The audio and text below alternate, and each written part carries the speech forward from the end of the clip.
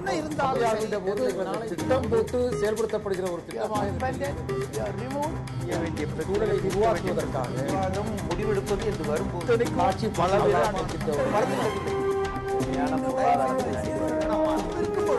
எதிர்த்து பேசிட்டு. வணக்கம். நேர்பட பேசு நிகழ்ச்சிக்கு உங்களை அன்போடு வரவேற்கிறோம். நரேந்திர மோடி வரும் 26ஆம் தேதி பிரதமராக பொறுப்பேற்க இருக்கக்கூடிய நிலையில் 30 ஆண்டுகளுக்கு பிறகு ஒரு கட்சி தனி பெரும்பான்மையை பெற்றிருக்கக்கூடிய நிலையில் முதலீட்டாளர்களின் நம்பிக்கை இந்தியாவின் மீது அதிகரித்திருக்கிறது என்கிற கருத்து நிலவுகிறது. இன்றைக்கு பங்குச்சந்தை 319 புள்ளிகள் உயர்ந்திருக்கின்றன. கடந்த 6 மாதங்களில் 6500 புள்ளிகள் உயர்ந்திருக்கிறது.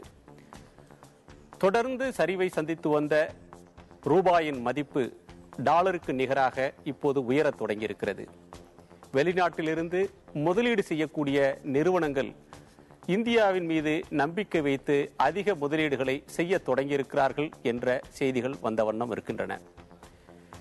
சென்செக்ஸ் என்கிற பங்குச்சந்தை உயர்வும், தங்கத்தின் விலை சரிவும், ரூபாய் மதிப்பு உயர்வும் இந்திய ஆட்சி மாற்றத்தில் மிகப்பெரிய ஒரு பொருளாதார வளர்ச்சியை நோக்கி இந்த நாடு செல்ல இருக்கிறது. அதற்கான அறிகுறிகள் இவை என்று எடுத்துக்கொள்ளலாமா?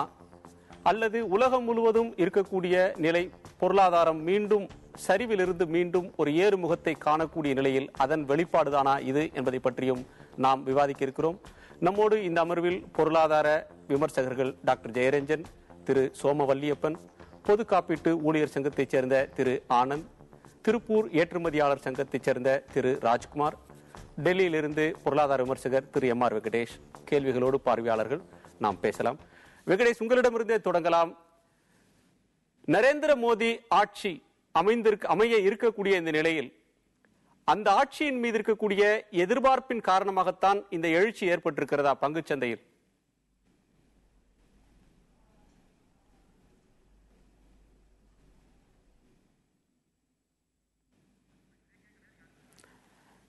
அவருக்கு இணைப்பில் ஏதோ சிரமம் நினைக்கிறேன். திரு சோமவல்லியப்பன், நீங்க எப்படி பார்க்குறீங்க?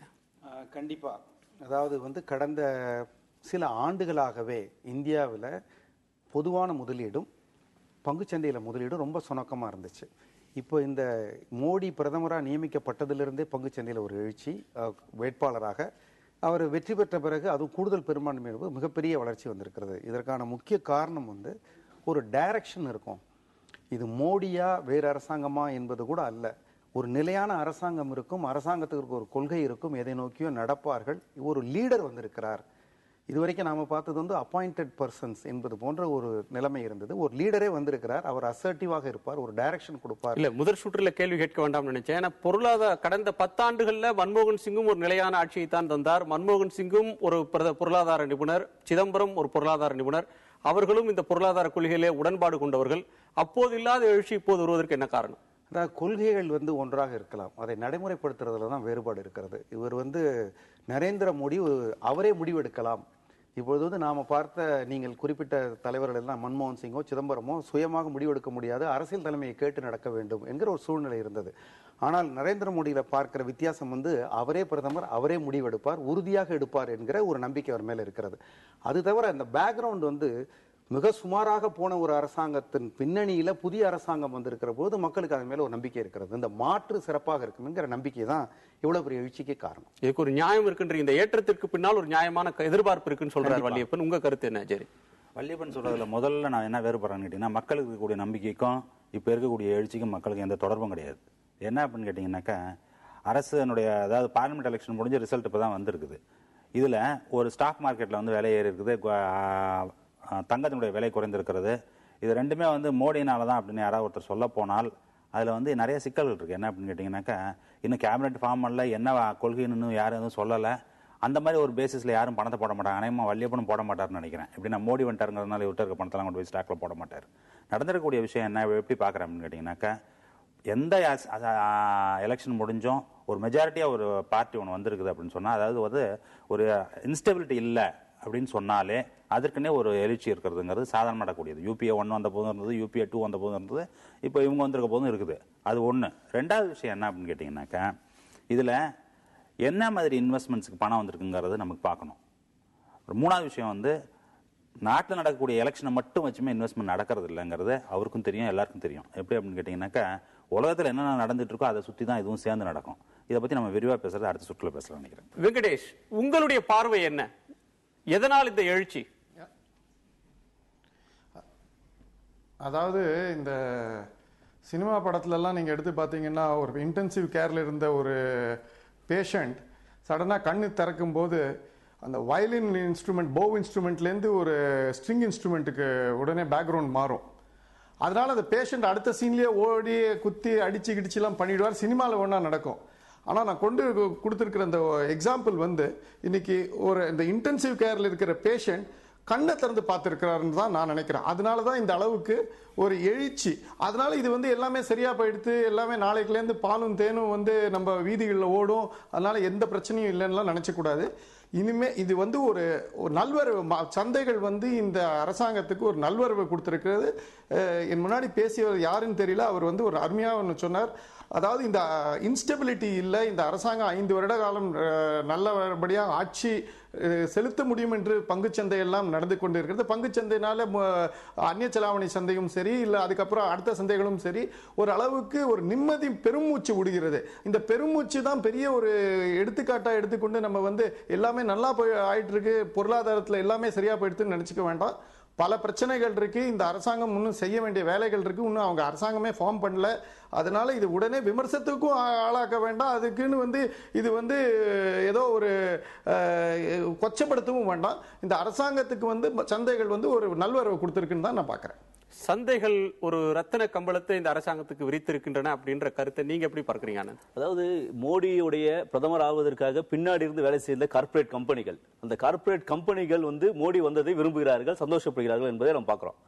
இது வந்து டாலர் விலை குறைவது, ரூபாயின் மதிப்பு ஏறுவது, தங்கத்தோட விலை குறைவது, ஸ்டாக் மார்க்கெட் இதெல்லாம் ஒன்றைக்கு ஒன்று பின்னி பிணைந்தது. அது இணைப்பு உள்ளது. அதெல்லாம் ஒருவேளை ஸ்டாக் மார்க்கெட் ஏறும் போது டாலருக்கான டிமாண்ட் குறையும், சோ உங்களுக்கு வந்து டாலரான விலை குறைகிறது. இப்படி வந்து ஒரு சர்க்கிள், அது ரெண்டு ஒன்னோட தொடர்பு உள்ள ஒரு விஷயமா பாக்குறேன் நான். அதனால இந்த 5000 கோடி இன்றைக்கு மோடிக்கான மார்க்கெட்டிங் பண்ண கார்ப்பரேட் முதலாளிகள் இன்றைக்கு சந்தோஷமாக இன்றைக்கு சில விஷயங்களை செய்வதற்கு கொண்டு வந்து போடுகின்ற ஊக வணிகத்தில் கொண்டு வருகிற பணமே தவிர ஒரு கான்கிரீட்டான முதலீடுக்கான எந்த ஸ்கோப்பும் இது வரைக்கும் தெரியல நமக்கு. இப்போ வந்திருக்கிற நம்ம வெங்கடேஷ் சொல்வது போல இது ஆரம்பம் தான், இன்னும் எப்படி இருக்கும்லாம் பின்னாடி பார்க்க வேண்டியது இருக்குன்னு சொல்லியிருக்காரு. நாங்களும் பார்க்க வேண்டியதா இருக்குன்னு தான் சொல்றோம் நம்ம. ஆனால் வந்திருக்கின்ற இந்த விஷயத்தை கூட இன்னைக்கு மிகப்பெரிய ஒரு ஹைப் என்பது காட்டுறாங்க. எல்லாமே வளர்ந்து விட்டது போல, மோடி வந்தது போல மிகப்பெரிய வளர்ச்சி வந்தது போல சொல்றாங்க. ஆனால் இது நிஜமான வளர்ச்சி கிடையாது, இது ஒரு மாயை தான். இது இந்த வளர்ச்சி என்பது சாதாரண மக்களுக்கு எந்த பலனும் அளிக்க போவதில்லை. இந்த ஸ்டாக் மார்க்கெட்ல பங்கு சந்தையில் பங்கெடுப்பவர்கள் ஒரு 1% தான், ரீட்டைல் இன்வெஸ்டர்ஸ் வரும் 1% தான். இந்த 1% ஒரு வச்சு வளர்ச்சி வளர்ந்திருக்குன்னு சொன்னால் இந்தியாவில் கடைகோடியில் இருக்கின்ற 99% மக்கள், சாதாரண மக்கள் இல்ல 70% எந்த வாழ்க்கை நிரந்தரமும் இல்லாத மக்களுக்கு வந்து எந்த வளர்ச்சியும் இல்லைங்கிறதா என்னோட கருத்து. தொடர்ந்து விவாதிக்கலாம். ராஜ்குமார், உங்களுடைய பார்வை என்ன இதுல? அதாவது இப்ப எல்லாமே ஏறிட்டு இருக்குது. அதுக்கு என்ன காரணம் பாத்தீங்கன்னா 2 ஆஸ்பெக்ட் இருக்குது. ஒரு இதுக்கு ஃபண்டமெண்டல்ஸ் இருக்கு, சென்டிமெண்ட்ஸ் இருக்கு. ஸோ இப்போ வந்து சென்டிமெண்ட்னால ஏறிட்டு இருக்கு. நல்ல கவர்மெண்ட் வந்திருக்கு, ஒரு டிசிசிவ் கவர்மெண்ட் வந்திருக்கு, இதனால வந்து சென்டிமெண்ட் நல்லா இருக்கிறனால இப்போ ஏறிட்டு இருக்கு. பட் இதே நிலையா இருக்கணும் அப்படின்னு சொன்னா ஃபண்டமெண்டல்ஸும் வேலை ஆரம்பிக்கணும். ஸோ கவர்மெண்ட் ஃபார்ம் ஆகி அவங்க பண்ண வேண்டியதெல்லாம் பண்ணி அதுக்கு ஃபண்டமெண்டல்ஸும் ஸ்ட்ரென்தன் பண்ணாங்கன்னா உங்களுக்கு இது அப்படியே தொடரும். சரி, இதுல ரூபாயின் மதிப்பு உயர்ந்தது அப்படின்னு செய்தி வருகிற போது சாதாரணமாக இந்தியர்களுக்கு ஒரு பிரஜைகளுக்கு வந்து நம் ரூபாயின் மதிப்பு உயர்ந்து விட்டது அப்படின்னு சொல்லி ஒரு மகிழ்ச்சி அடைவாங்க. ஒரு ஏற்றுமதியாளர்கள் எப்போதும் ரூபாய் மதிப்பு உயர்ந்தால் அலறுவதை பார்ப்போம். நீங்க எப்படி பார்க்கறீங்க அதை? கண்டிப்பாங்க. அது வந்து எக்ஸ்போர்ட்ஸ்ங்கிறது வந்து ஏற்றுமதிங்கிறது வந்து ஒரு நாட்டுக்கு வந்து ரொம்ப முக்கியமானது, ஒரு பெரிய பேக் போன். எக்ஸ்போர்ட்ஸ் ஜாஸ்தியா இருக்கும்போது தான் வந்து ஒரு கண்ட்ரி ஒரு நல்ல நிலைமையில இருக்க முடியும். அதனால வந்து ஜென்ரலா பார்க்கும்போது ருப்பி ஸ்ட்ரென்தன் ஆகும்போது ஒரு மாசா பார்க்கும்போது அது வந்து ரொம்ப நல்லதா தெரியலாம். பட் அது எக்ஸ்போர்ட்டுக்கு கான்ட்ரிபியூட் பண்ணணும். எக்ஸ்போர்ட் எவ்வளவு ஜாஸ்தி ஆகுதோ அப்பதான் வந்து ஒரு நாடோட எக்கனாமி வந்து உங்களுக்கு நல்லா இருக்கும். அதனால வந்து டாலர் கம்மியாகிறது, ருப்பி வந்து ஸ்ட்ரென்தன் ஆகிறது வந்து ரொம்ப ஒரு சிரமமான ஒரு சமாச்சாரம் தான். நீங்க அந்த கருத்தில் உடன்பாடு உள்ளவர் தான் வலியப்பன். அதாவது நாம சமீபத்தில் நமக்கே நினைவு தெரிந்த நாட்களில் கடந்த 4-5 ஆண்டுகளை நம்ம பார்த்தது வந்து 37 ரூபாயும் பார்த்துருக்கோம், 68 ரூபாயும் பார்த்துருக்கோம். டாலருக்கு 39 ரூபாயும் வந்திருக்கிறது. நமக்கு வந்து இந்தியாவில் 2 சைடு இருக்குது, ஏற்றுமதி இருக்குது, இறக்குமதி இருக்குது. அரசாங்கத்தையும் பொதுமக்களையும் மிக அதிகமான அளவில் பாதிக்கக்கூடியது இறக்குமதி. முக்கியமாக கச்சா எண்ணெய் போன்ற பொருட்கள், பெட்ரோலிய விலை, சாதாரண விலைகள். அதனால டாலர் ஏற்ற இறக்கம் என்பது ஏற்றுமதி இறக்குமதி 2ஐயும் சார்ந்தது. இறக்குமதிக்கு சாதகமான விஷயம். அதனால ஏற்றுமதி பாதிக்கலாமா? பாதிக்கக்கூடாது. அதற்கு என்ன செய்யலாம்னா, அரசாங்கம் இது 58 ரூபாயிலிருந்து 55 ரூபாய்க்கு வருவதற்கு அனுமதித்து விட்டு ஏற்றுமதியாளருக்கு வேறு விதமாக ஊக்கத்தொகைகளை கொடுக்கலாம். அது ரூபாய் மதிப்பை உயர்த்தி தான் கொடுக்க வேண்டும் என்கிற அவசியம் இல்லை, குறைத்து தான் கொடுக்க வேண்டும் என்பதில் வேறு விதமாக கொடுக்கலாம். இல்ல, அதனுடைய நடைமுறை சிரமங்கள் பற்றி தொடர்ந்து பேசலாம்.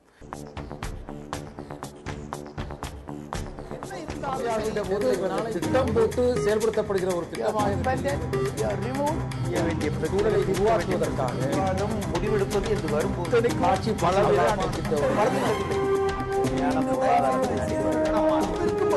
எதிர்த்து பேசிட்டு நாட்டுல